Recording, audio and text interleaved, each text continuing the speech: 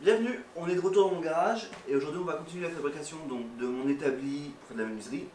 Donc dans la dernière vidéo, on a fait le plateau sur lequel je suis actuellement assis. Le plateau a l'air d'être assez résistant, il a quand même à soutenir mon poids, donc je pense que ça veut tout dire. Et aujourd'hui, on va faire ce que j'appelle moi les transverses, donc c'est ce qui va venir sous le plateau pour soutenir le plateau et les pieds. 2 longues et 4 courtes. On va également faire les tenons pour que ça puisse s'accrocher dans les pieds. Donc ce sera la première fois que je ferai des tenons. Je pense que ça va être assez intéressant. Et avant de continuer, n'oubliez pas de vous abonner à cette chaîne pour voir la suite de ce projet. Et vous pouvez également aller voir ma page Tipeee où vous pourrez soutenir mon travail. By the way, if you don't speak French, you can activate the subtitles and still follow the video even if you don't speak French. Alright, allez, c'est parti.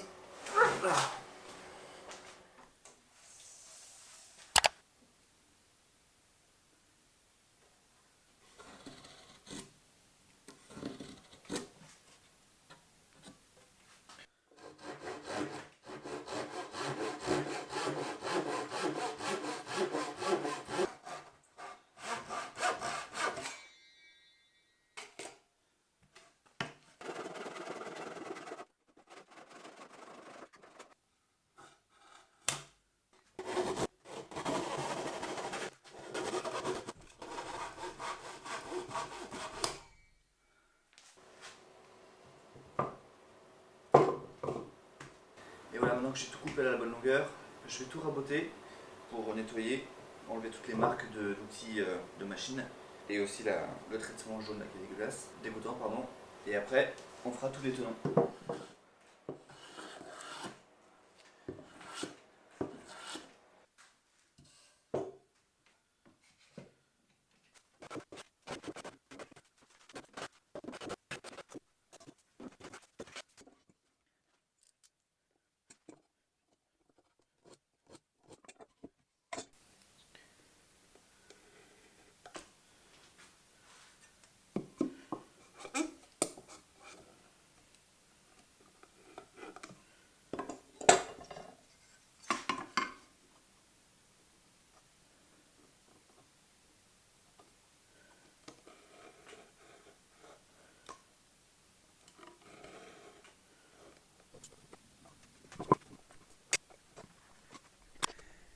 J'ai fini de marquer donc les tenons sur les petites transverses.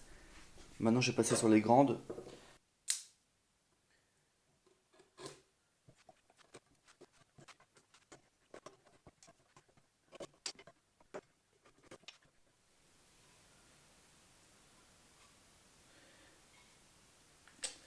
Voilà. Donc là, vous pouvez voir, je pense. Voilà. Donc, on a tout le marquage. Donc, j'ai tout fait au couteau avec les petits espacements et les plus grands pour avoir notre tenon au milieu ici. Je vais couper ici tous les côtés et à chaque fois m'arrêter à la ligne ici.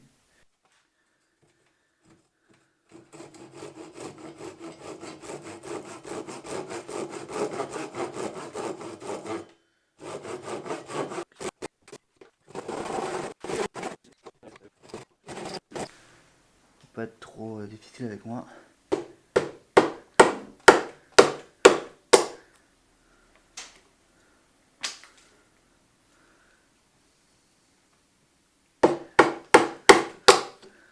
Donc, le but c'est de travailler doucement.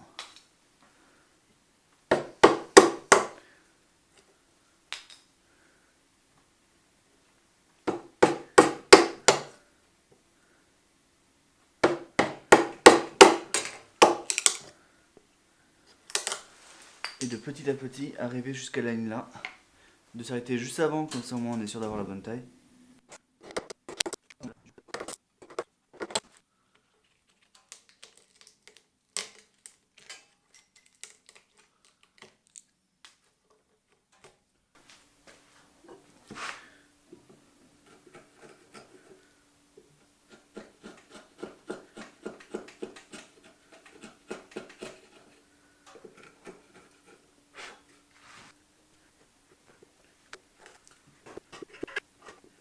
Celui-là, je suis dans un endroit où il y a plein de nœuds. Et donc du coup ça s'arrache dans tous les sens. Et je pense même avoir trop dépassé ici. Par exemple là je suis carrément dans le tenon. Là. Parce que il y a pile point un nœud là. Et donc du coup quand j'ai fait passer le ciseau ça a tout arraché. Donc Malgré mon plan initial de tout faire aux outils à la main, je vais sortir ma scie circulaire qui est juste là, qui va me permettre en fait de faire plein de petites coupes et que ce soit bien plus propre.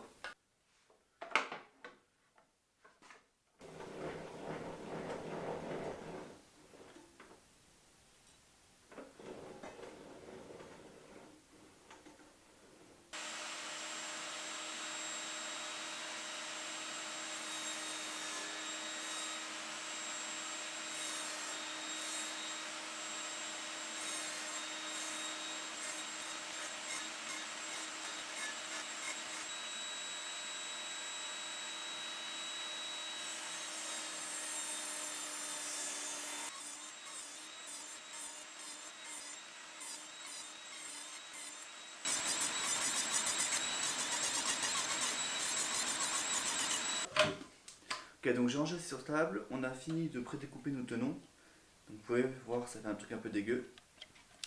On n'avait plus qu'à faire sauter ces morceaux de bois et à nettoyer les tenons. Hop, ciseaux, maillet, et on nettoie.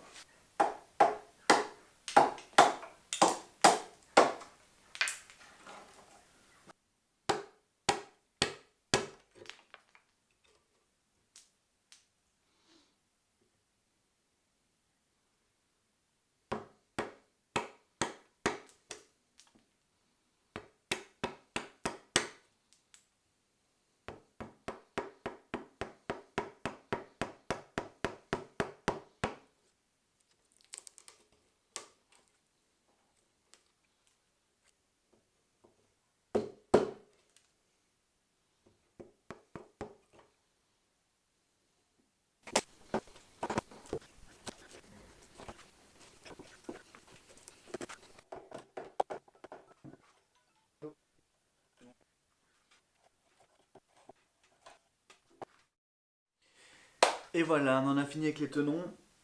Donc faire tous ces tenons m'a permis d'apprendre certaines choses. Et c'est pourquoi je voulais faire cet exercice de faire un max de tenons sur cette établi. C'est pour apprendre comment les faire et avoir plus d'expérience. Ce que j'ai appris, c'est déjà y aller doucement. Il faut vraiment y aller petit par petit et essayer de ne pas retirer tout le bois d'un coup parce que sinon on peut avoir des éclatements, etc. Et également, le second truc que j'ai appris, c'est d'utiliser les outils qu'on a. Et qu'on est sûr d'utiliser correctement. Par exemple, j'ai voulu couper tous mes morceaux avec une scie à main, donc celle-là. Là. Sauf que ce que je me suis rendu compte, c'est que je ne coupe pas forcément droit, parce que j'ai pas l'habitude forcément.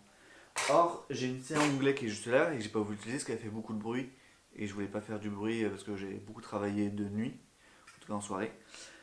Donc du coup, c'était pas forcément coupé droit et ça se voit ensuite sur les mesures et tout. Lorsque j'ai pris les mesures depuis le bout, comme ce que j'ai fait pour toutes les longueurs de tenon, ça me donne des mesures qui sont faussées. Et également, j'ai voulu faire tout au ciseau. Alors qu'en fait, j'ai pas encore l'expérience, je pense, pour faire ça correctement. Enfin, j'ai un peu galéré. C'est pour ça que j'ai fini par utiliser la scie sur table parce que ça m'a permis de retirer complètement le bois là où il fallait. Ça a été plus rapide et surtout, j'avais directement les bonnes mesures. C'est-à-dire que j'ai pas galéré avec le ciseau. Donc là, c'est un tenon où je ne suis pas tombé sur de nœuds. Hop. Il est pas parfait, mais il est pas mal. Et il est plutôt droit. Et là, on peut voir sur ce tenon-là, par exemple, que là, pile pas où il y a un nœud, alors je pense que c'est le grain qui change de direction. Et bien mon ciseau s'est enfoncé directement et a retiré tout ça. Donc, faire attention là où il y a des nœuds. Non, voilà, j'ai fait des erreurs, mais elles sont pas, elles sont corrigeables. Et en particulier lorsque j'ai fait les mortaises. En attendant, j'ai toutes les mortaises qui sont faites. Elles sont plutôt pas mal. Franchement, je suis content pour les premières mortaises. Et c'est pour ça que j'ai voulu faire ce projet. Pour apprendre à faire des tenons et des mortaises, c'est parce que plus on en fait, plus on gagne d'expérience, plus on gagne d'expérience, mieux les... je veux dire... Pas de palais. Pas de palais.